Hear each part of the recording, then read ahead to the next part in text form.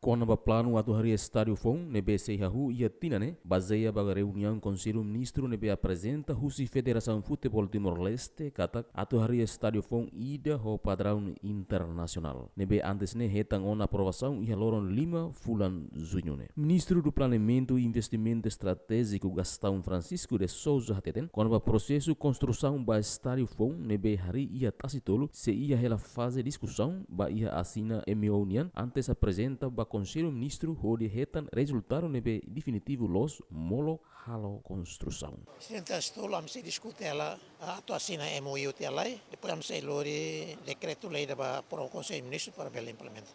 Também não tem calo MOU para bela que se siraga.